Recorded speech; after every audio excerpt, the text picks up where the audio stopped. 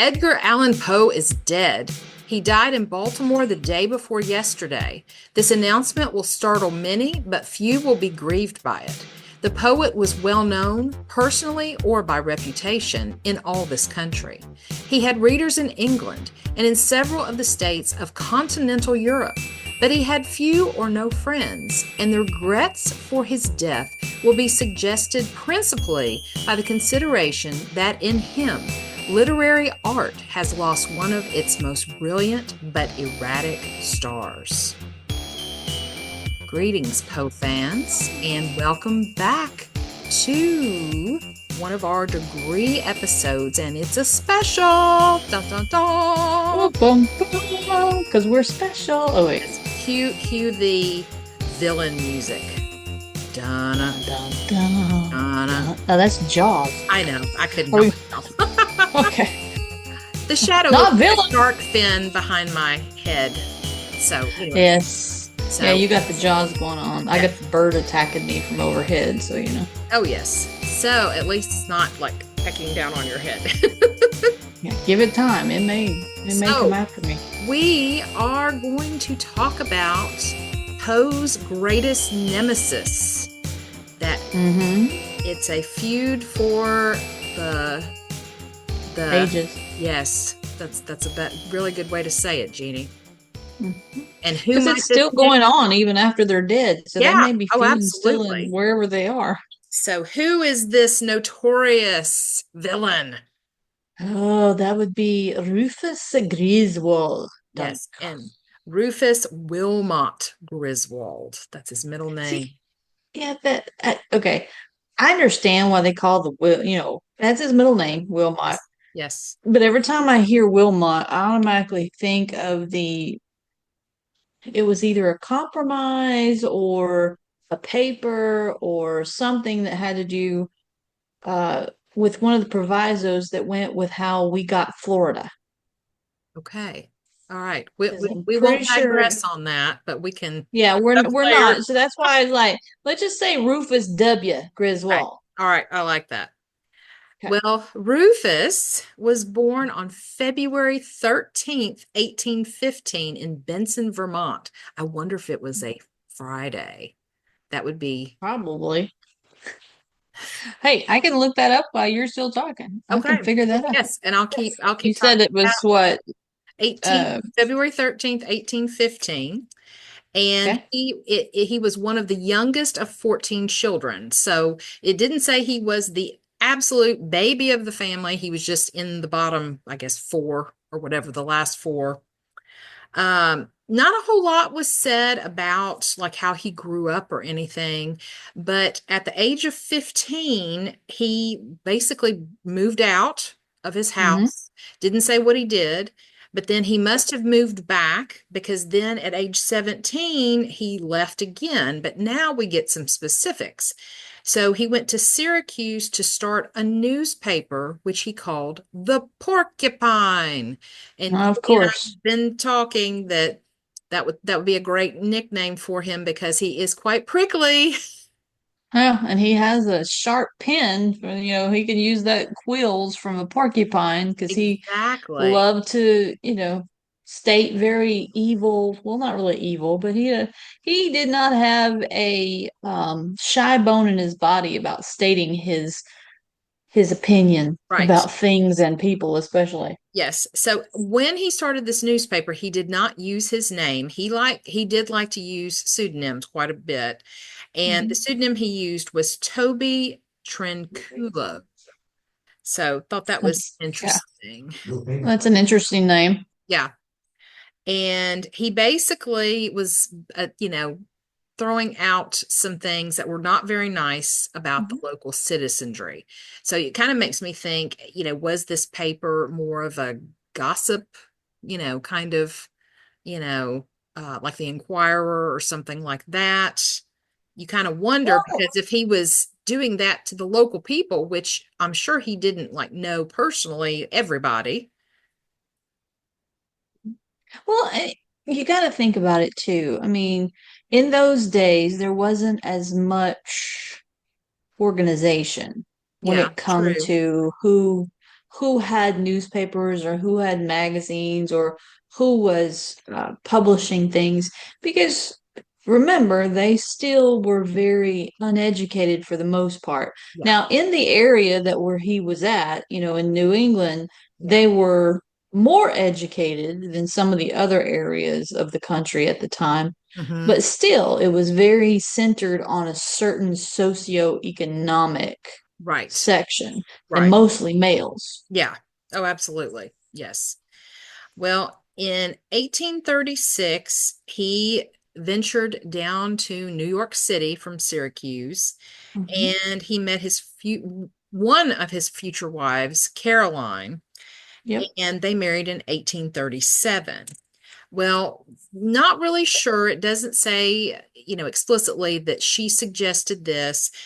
He wasn't necessarily a devout, religious person per se, but he became a reverend. And then in doing a little bit further research, it was of the Baptist faith. So he became a Baptist preacher, Hmm. licensed and everything. He didn't really utilize that, so it was just very interesting. It's like, did he do it for the title alone? Probably. And that's I kind of mean, he probably did it to raise his stature in society. yes, exactly. And so that he must be a godly man, a good man, because he's a Hmm. preacher. Well, we're going to Yeah. find out some other things. So, with Caroline, they had three children. Hmm. The last child died in like when she had him, she died as well as the child. So the two older Yeah. kids were girls. Emily was the oldest. Oh, I just forgot the second one's name. Uh, I'll look it up in a minute because I have some notes about her. Emily Yeah. was the oldest, then they had another daughter, and then there was a son that's who died when she died. Yeah. In the fall of 1842. And Yes. then, Yes. And he was, heartbroken at that point, and he was beside himself. So beside himself. Do we want to add in the creepy factor right now to this well, story? of course. All right. Why not? I mean, that's Oh. that's what makes the good stuff. And so Creepy the better. when Caroline died in child with having bearing her the last child, he was in Philadelphia. So he couldn't just run to her like he wasn't just across town working, or anything like that. So he Hmm. got home as fast as he could, and he was so distraught. You kind of wonder if it was, obviously he really loved her. Was it guilt he wasn't there while she was having the baby, in the in where they lived and all of that? But he would not leave her coffin for 30 hours. And Yeah. people kept coming in saying, Rufus, you need to go get some rest. You need to walk away. And in response to this, he took her in her dead body, embraced her, and gave her a kiss on the lips. And just the way it was like written, the research, Hmm. it was like her cold lips, like it was very exaggerated. And so I said cold, dead lips when I wrote down my notes. And so, Well, I mean, it makes sense. But the thing about it is, you know, after, according to whenever it was, he took her in his arms and kissed her and everything, right. it would have been the equivalent of kissing a piece of wood. Yeah. Because by Yeah. that Right. time, rigor mortis had completely set in. There would be no Exactly. give, there'd be nothing. And it would definitely be cold because there would be no blood flow. But at the Right. same time, it wouldn't be completely cold unless the temperature in Right. wherever he was at Yeah. was cold. Exactly. Well, 2 days later, on November 11th, so it would have been kind of cold because it would have been winter, and Hmm. they had the funeral, And when they put her in a tomb, and so when they were putting her coffin into the tomb, he fell on it and was weeping uncontrollably, and people had to help him, get move away and all of that. And again, he was just extremely distraught. He like couldn't, I guess, think straight.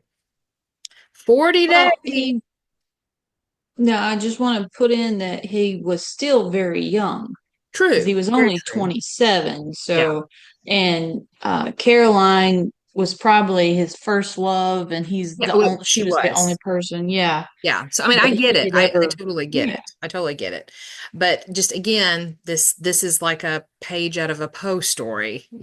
Hmm. So 40 days after they put her in the Hmm. tomb, he went to the tomb. The sexton allowed him to go in.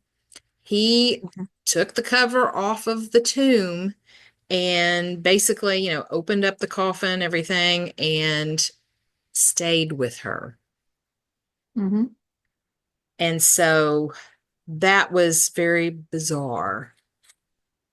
No, and smelly. Yeah, Well, yeah, maybe not as much considering it'd be outside, but yeah, decomp had to been setting in that with the colder exactly. temperature, it's probably slowed it down to enough he could survive it. But at the same time, yeah, that's a little mental. Yeah, But again, it's a page out of a Poe story. yeah, and it'd be um, it just shows that many people grieve in different ways, and that might have been his Absolutely. way of grieving. Yes, So, yes. So basically, so once that happened, he basically couldn't be without someone. And mhm, so he met a lady named Charlotte Myers, mhm, and she was a little bit older than him. She was 55 and he was 29. yeah. And Well, yeah. So they were married on August 20th, 1845. And so he had the two daughters, which, she helped raise and everything. He tired of the marriage pretty quickly, and he wanted to divorce her because he had found someone else at this point.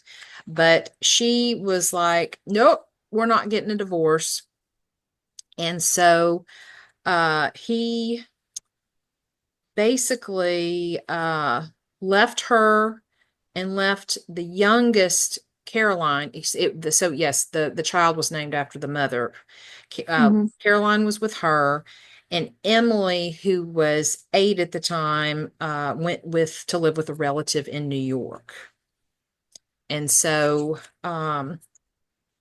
Elizabeth Elliot had proposed a book to him called The Revolutionary Women, um, basically revolutionary women, and wanted Griswold's access to his own library because he had a lot of things, because there was another controversy that I'm going to talk about in a second that he was involved in over something from the Revolutionary War times. And so Hmm. he was like, sure, that's fine. You can use my library and do your research and everything. Now, Well, who was this again? the Elizabeth Elliot, so writer And who was she? and Just a author, writer, an just author. an author. Okay. I didn't know if she was working for a newspaper or if she was working for somebody else or Yeah, this was just her writing a book. okay. Okay. And so he gave her access. She wrote her book, she published it, and she didn't acknowledge him in the book to say, thank you, Mr. Griswold, for allowing me to use your library. So, Sounds about right. yes, so Rufus was very upset, and he avenged himself by basically saying something not very nice about her in his anthology, in an anthology in Female Poets of America. And Sounds about right. so, yeah. And so in 1852, when he was trying to get the divorce, Elizabeth Elliot tried to talk to the new lady. Her last name was McCrillis, And Harriet was her first name. what was her first? Harriet. Yes, Harriet. Harriet. She Harriet tried to McCrillis. intervene, saying, "Don't marry him, don't marry him." And so, of course, so there was the little feud there. Okay. And so Hmm. again, Myers refused.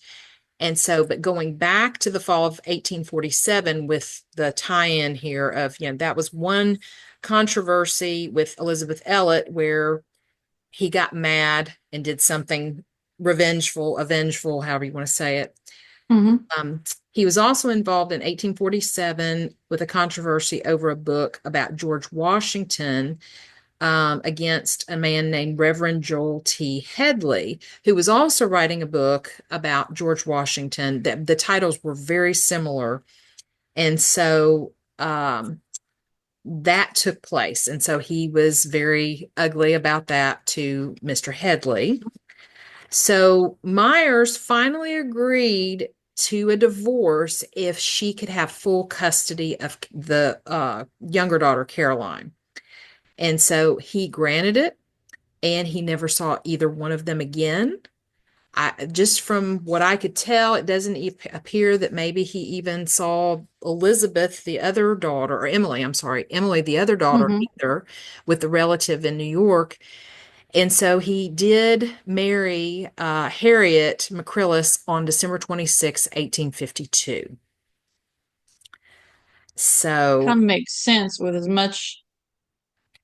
Uh, he probably married the older woman because he was looking for a mother figure for his daughters because yeah. he was still grieving the loss of Caroline, and that explains why he would just not hang on to his children because he Hmm. lost his son, and then he did not want his children after the mother died. So Yeah. And he was just an all around pain. Sounds like it oh yeah. from the get go. So I think there was at one point then the marriage to Harriet was falling apart, and Emily may have come to live with back with them since Harriet was in the picture, because there was another article I found that Harriet was trying to get away and there was an accident. It was a crash. I'm trying to remember if it was a train. I can't remember, but and I should have written it down. But Emily was hurt pretty badly and they had to revive her. She was basically dead and they revived her back to life. Well, that's an interesting point in itself because in Yes. those days they didn't even know what CPR was, much No, less how to do it. So, exactly. So, yeah, so he had a lot of tragedy on his own in his life. I think some of it was kind of self-inflicted based on how he treated people. But basically all the other parts of my research really focuses on the feud with Poe. mhm. Yeah, I mean, he was one of 14 children and he left home when he was 15, Hmm. which in that day and time was not unusual. No. Mm-mm. But he definitely chose, in my opinion, he chose some rather uh, out of the box ways of, you know, thinking and living. And, especially if he became a pastor or reverend or however you want to call it, Yeah. that's just unusual because why? Other than, like I Exactly. said, to, Raise his increase his own status. status. Yeah, I think you're So, right on that, because he just, with him being a literary figure, he did his own writing, he was an editor, mhm. and and it's very innovative at the age of 17 starting your own newspaper. I mean, that's incredible that he did that. And Yeah. just when you think about it, it's like it's just the whole thing is it's a soap opera. Yeah, and the thing about it is, a lot of people, he wasn't alone. He didn't do Right. everything by himself, so he was not alone in that. Kind Hmm. of like whenever he started the Tattler, which in itself, it's like when I think of that, I'm thinking, what are you, like a middle schooler? But I mean, he was only 17, so he was kind of, he so he he was kind of the equivalent of a middle yeah. schooler by calling it the Tattler. Anyway, so he actually had co-edited with Park Benjamin Yes.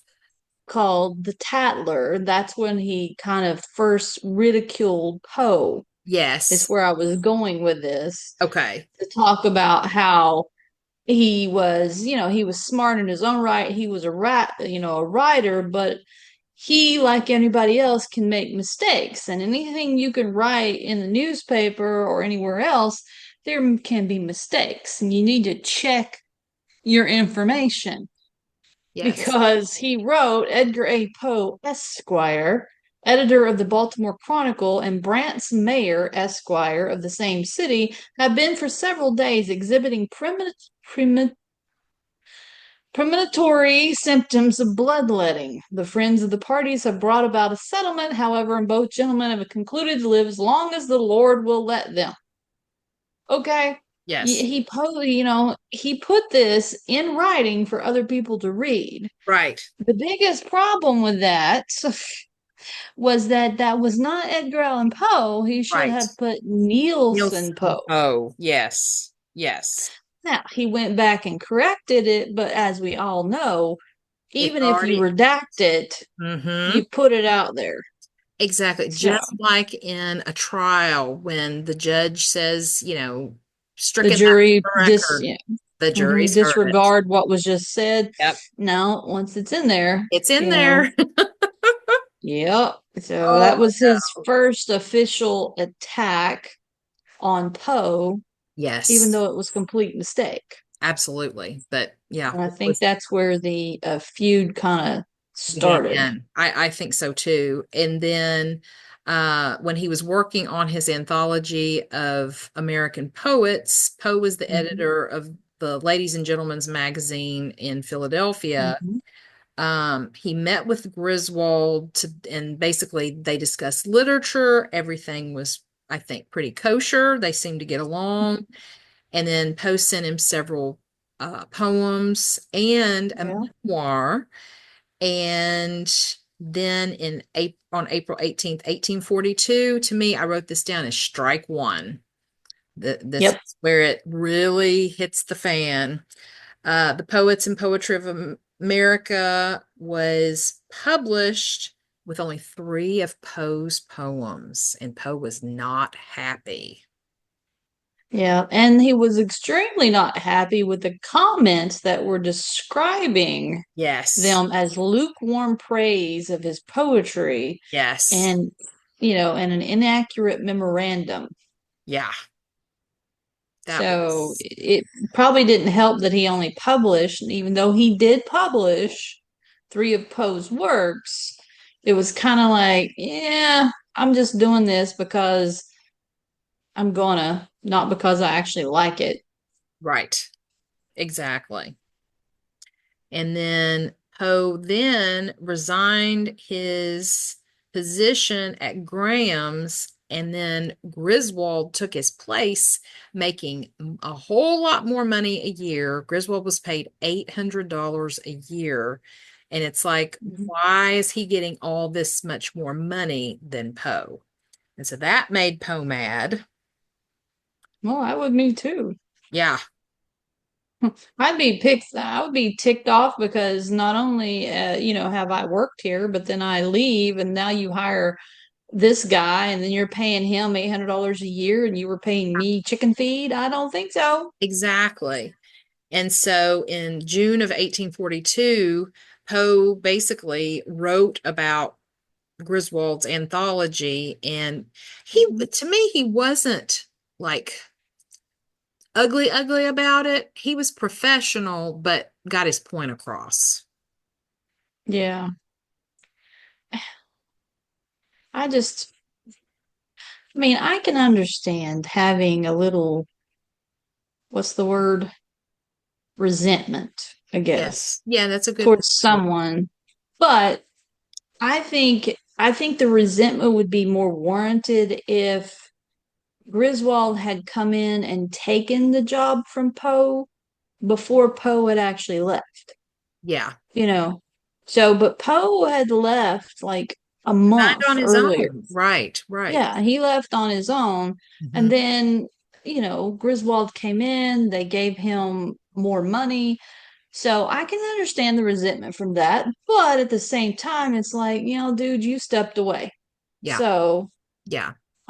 but, and Griswold, I have to say it, in order for him to be as popular and be able to do as much stuff and to do as much as he was doing, he Hmm. had to be kind of more personable, able to, grease the palms and have a good way with speaking. Hmm. What do they used to call them?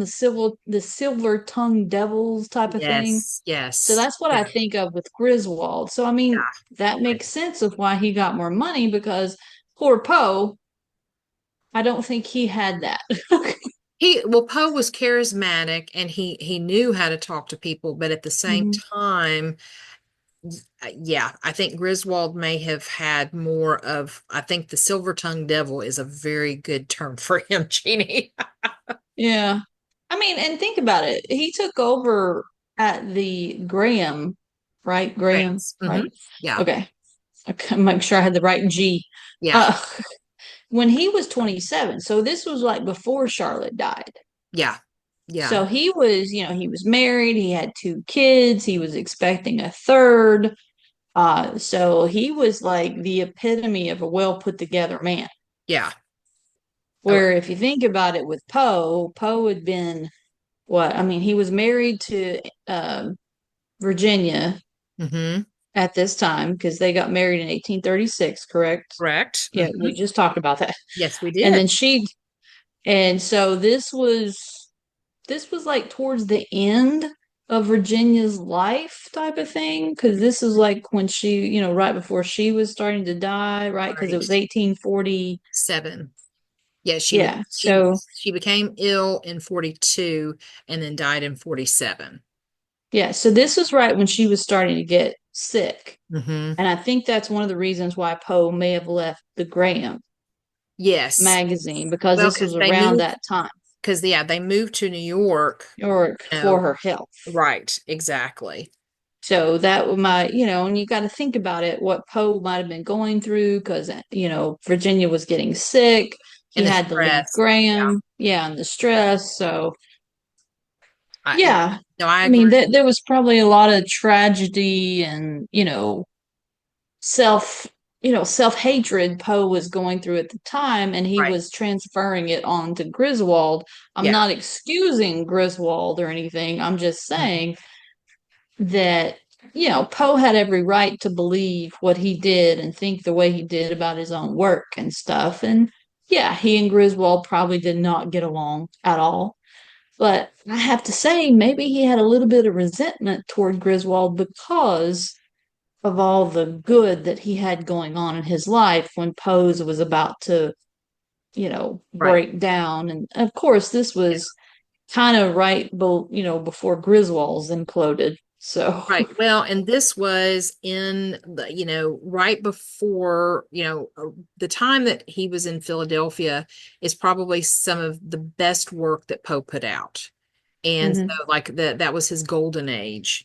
And so this was right at the end of the golden age of his writing. Not saying that he didn't write because he wrote some of the best works he did at the end of his life.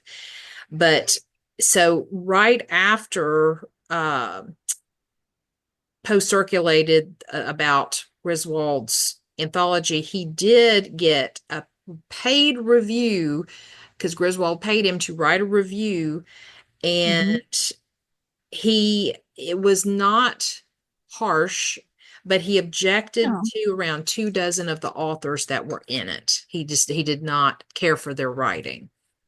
And And that was, he wanted a review, and the review doesn't, even though he was being paid, didn't say that he had to be all happy and, right. sunshine and rainbows.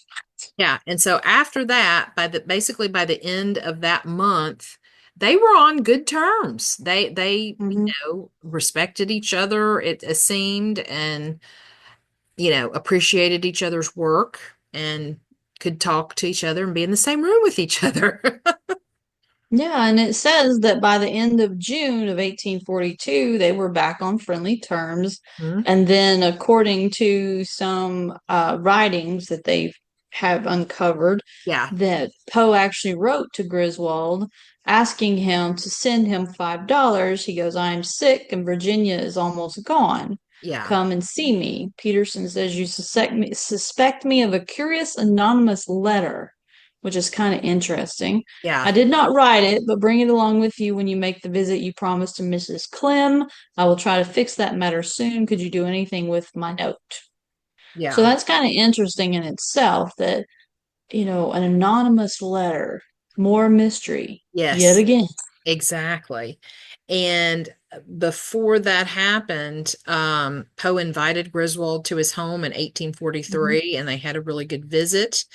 And Hmm. but then in the fall of 1843, in his lecture, he scorned Griswold again, and that's when Griswold resigned from Graham's, and that was in October of 1843. And so they basically had a roller coaster friendship, hateship, however you want to call it, the entire Well, and you have to time. understand that the year after this, in 1843, is the year after Charlotte had died Hmm. in childbirth. Right, And so Griswold is having to deal with his own grief. right. And who better, once more, there was probably some transference, who better to take it out on Oh than yeah, Poe? let's project on Poe. Hmm. I that Yeah. the everything I read about this, I was like, projection. Yeah. I mean, and it just makes sense that you have these two writers. They both have their own type of influence in one way or the other. Yeah, Griswold's, I will have to say, was more of a positive of influence that he was not using. How can I say it? He was ingratiated into a community already. yeah, He probably, with the religious aspect to it, right. with him being married, he was probably, with Charlotte's family, may have been involved to it. He had done well with his, papers, even when he was like 17. He Yeah, had started making a name for himself. Whereas Poe, he had time after time had started on this track to become something, right. but there was always some obstacle that took his knees out from underneath him and he had to kind of start all over again. Yes, yes, So absolutely. it's, in essence, you were looking at two sides of one coin, Yep.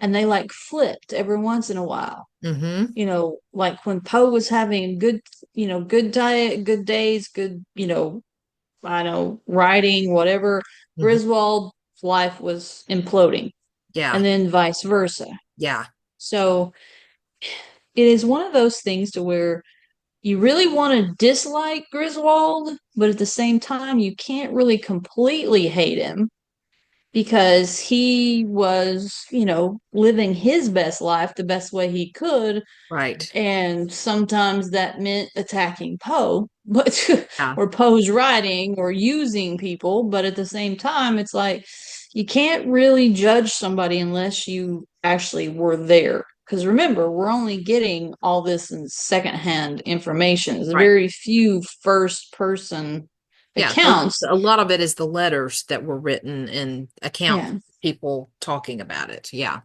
And even if you have to look at letters, sometimes those letters, like we just said, Hmm. anonymous letter, because Griswold was accusing Poe apparently of writing an anonymous letter. So we're like, there's yet more mystery. So not everything is completely answered. Oh, yeah, So you're left once more with going, okay, whatever. exactly. And are there letters that were destroyed that no one will ever see, will ever know what was in them? You know, I'd say yes. did I Poe mean, talk to Virginia and Muddy? Did Griswold talk to whichever wife he was with? It's like, what are those missing pieces?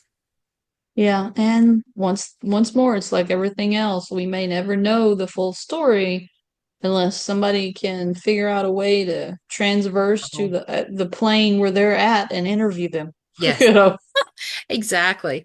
Well, and like what you mentioned about Griswold giving Poe money to help the Broadway Journal stay Mhm. afloat while he was running it. Poe, in turn, or no, I'm sorry, Griswold wrote a positive thing Yes. about Poe in the Prose Writers of America, which was, nice.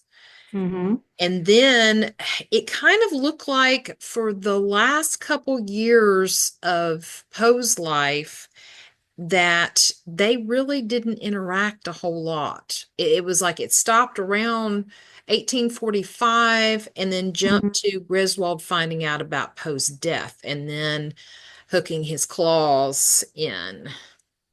Yeah, and kind of makes sense because if you think about it, those last few years of Poe's life were kind of the worst, even though he was trying to hang on and probably did some of his Mhm. deepest writings, Yeah, and even those that were uh, published posthumously right. kind of shows what he was dealing with.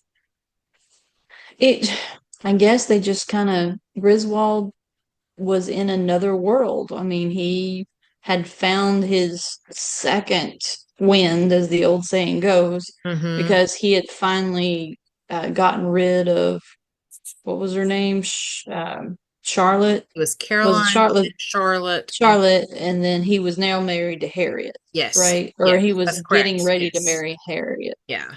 Yeah. They got married in 1852. Yeah, and this was right before Poe's death, so he wasn't married to Harriet yet, but Correct. he was in that transition of finding a new life kind of thing. Yes. Yes, exactly. And, Griswold was about to publish yet another book, The Prose Writers of America. Mhm. And he was, exhibiting his well-mannered feelings and only positive things to say about Poe at this point. So, like you said, it was probably like one of those things of I am now, you know, I respect that had a friendship with Poe, but at the same time, every good thing must come to an end. Yeah. They were not seeing eye to eye or in the same circles anymore, in my opinion. Right. Exactly. Yeah. And so, yeah, when Griswold heard about Poe's death, he Hmm. immediately wrote the obituary for the Tribune and he used another pseudonym, Ludwig. And Horace Greeley, who was another editor there, Hmm. if he had known what that obituary would have done and hurt Poe, he basically said he would never have let that run. And so it was like, it was almost like nobody else proofread it to make sure the content was accurate. They just trusted Griswold to do it. And then I thought it was very interesting. Let me find my note about this. So, in a letter, I believe it was a letter to Sarah Helen Whitman, Griswold basically said that he wrote the letter or wrote the obituary in haste. And that's Hmm. why it wasn't as accurate as it should have been. And I think that was just Right. him, you know, Hmm. Trying to making cover his ass. Let's excuses. just say it. He Yes. was just trying to cover his ass. Because he also said he didn't really see Poe a whole lot in those last few years. And so he just, and I'm like, oh, don't do that. Hmm. Don't Yeah. try to excuse your way out of this. You knew it was wrong. Yeah. And you know as well as everybody else that he was getting backlash and he was trying to say that it was not intended as it was taken. I wrote it in haste and so I may have misrepresented and he was probably using his con man Oh, yeah. virtual, Yes. The ways to try silver to tongued cover his devil. own. Yeah. The silver tongued devil The porcupine. silver-tongued devil was out and about once again. So, Oh, and I hate to say it, but it may have been just Griswold's way of actually truly letting out his true feelings for Poe Hmm. now that Poe was gone. Well, and just from some other of the things that I read, it was like, Griswold took it upon himself because Poe, even though there is one thing I found is that there's not 100% evidence of Poe doing this, that Poe named him as his literary executor, not his like executor of his his estate, which was really If he, yeah, thing, didn't have anything. but his literary executor. And so Griswold felt it was his role to do this obituary and to write a memoir, and a biography about Poe. And what I found is that he really respected the genius of Poe, that he was an intelligent man, right, brilliant writer, and not that Griswold liked everything he wrote, but he felt that he had scorned him and he could not forgive him even after the man died. And I just think that's horrible, to defame someone after they're dead because they don't have the opportunity to defend themselves. Very true. I think that's And so horrible. well, and I hate to say the irony of it, but Griswold himself ended up dying from tuberculosis, I know, which was very common in those days. But but very ironic, based on yes, all of the people that Poe was close to and how they died. yes. And Griswold was one of those that had the special talent of backhanded comments. Yeah, yeah. He was very good at saying things about someone to a certain degree, but at the same time turning it back around to, kind of slap him in the face with a comment of saying, he was okay. He Hmm. did write pretty good, but for what he was, kind Right. of thing. Exactly. Yeah.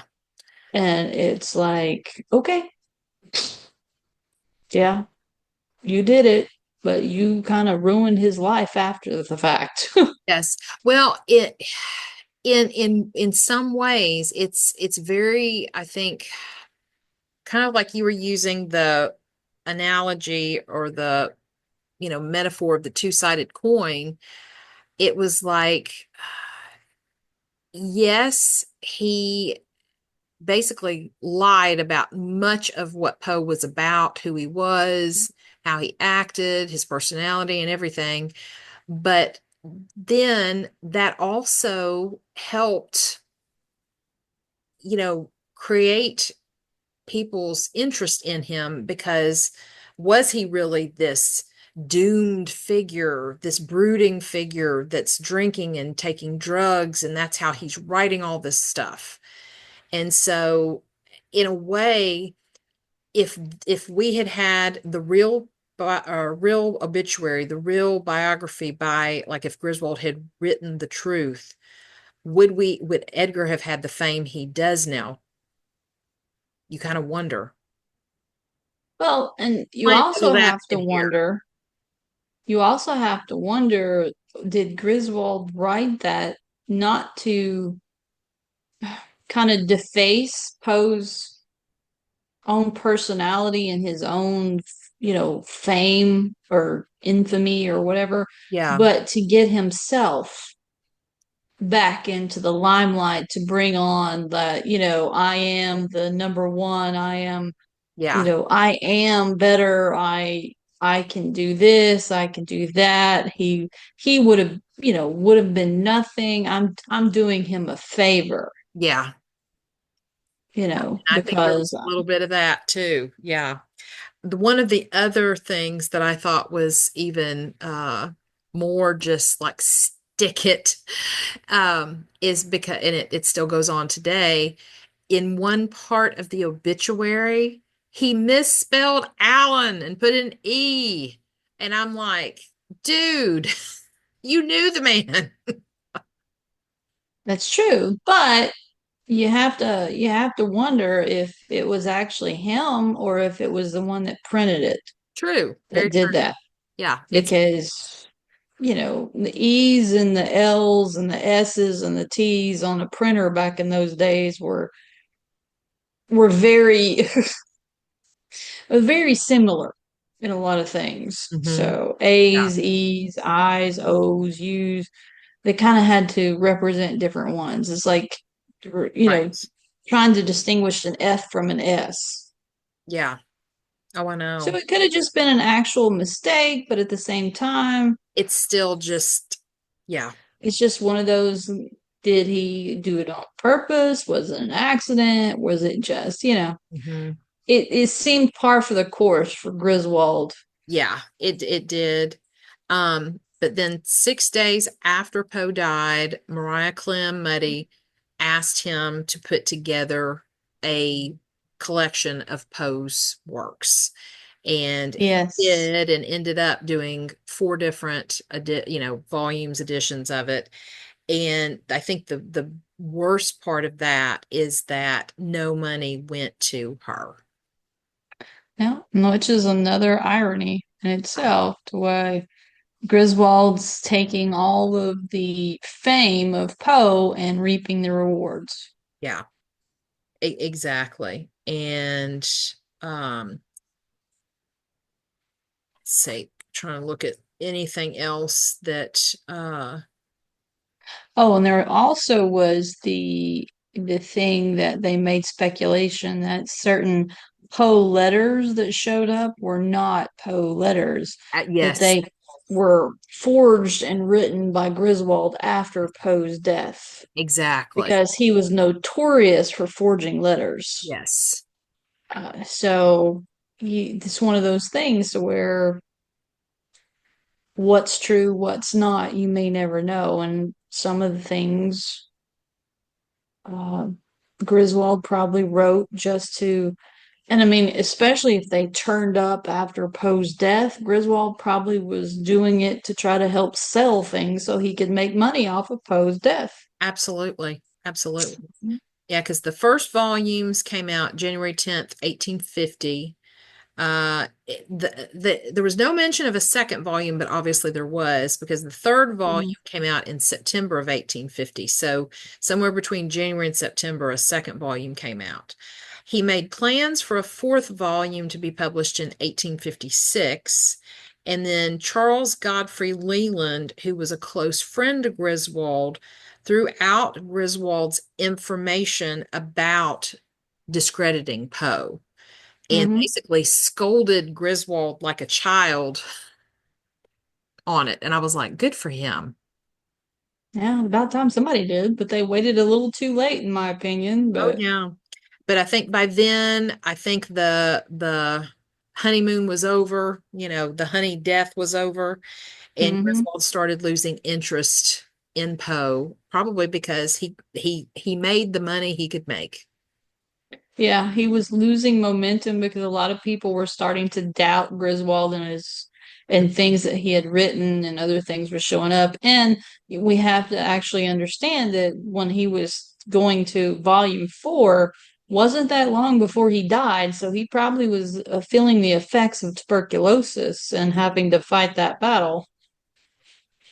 Yeah, absolutely. And then let's see.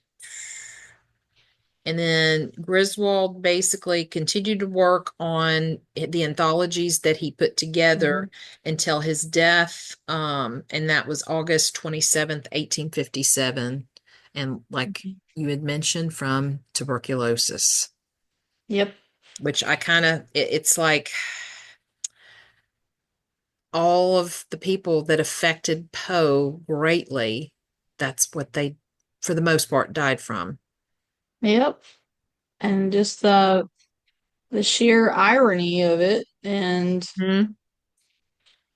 but it's not true irony, because during that day and time it was very much on the high end list, between right there with typhoid, cholera, dysentery, all the big Yeah. ones, Yeah. because the hygiene levels of those times were not there. Oh, yeah.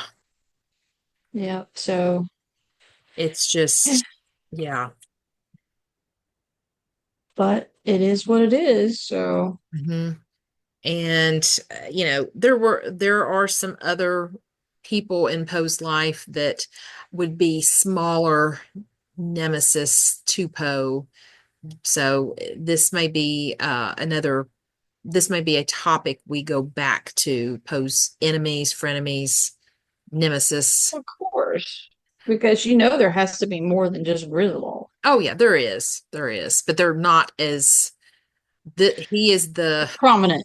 yes, he is the antagonist in Poe's life.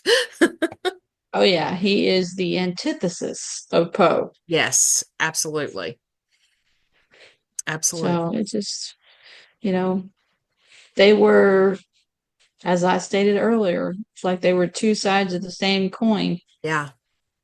It's like, it's like having the little devil on one side and the angel on the other of your Yeah. shoulders. And they both had the equivalence of being either the devil or the angel, Yeah. depending the circumstances. So, Hmm. Yes. And it and just, Griswold got the demon in the end. yeah. Griswold was the devil in the end. Yes. Hate to say Oh, it, but he was. I know. And the quote that you're going to read, I think when after I read the note about it, comparing it to two people in a Shakespeare play, it Mhm. it really like hit home to me that that whoever put that together was kind of spot Makes on. sense. Yeah. I mean, it's the equivalent of the protagonist and antagonist of every story in history, in my opinion, Oh yeah. I all the mean, way back to Gilgamesh. yeah, I mean Griswold started it with a line from Macbeth, and that's that. I'm not going to give the line away because Jeannie's going to read it in a minute. But thinking about the two prominent characters in Macbeth, and mine and Jeannie's favorite Shakespeare play is Macbeth. And so we were like, oh, wow. And the most cursed of Shakespeare's plays, Yes, which exactly. makes it even more. Yes. Let's just like, all Yeah, the irony. yeah, yeah. Just keep hammering it down. Exactly. So, well, I think we've kind of, I think, animated out. Yeah, I think we've really went over and discussed as much as we could with what we had for the battle between Griswold and Pope. Hmm. Absolutely. So, and on that note, we We are are Poe out. out. We have not learned of the circumstance of his death. It was sudden, and from the fact that it occurred in Baltimore, it is to be presumed that he was on his return to New York. After life's fitful fever, he sleeps well.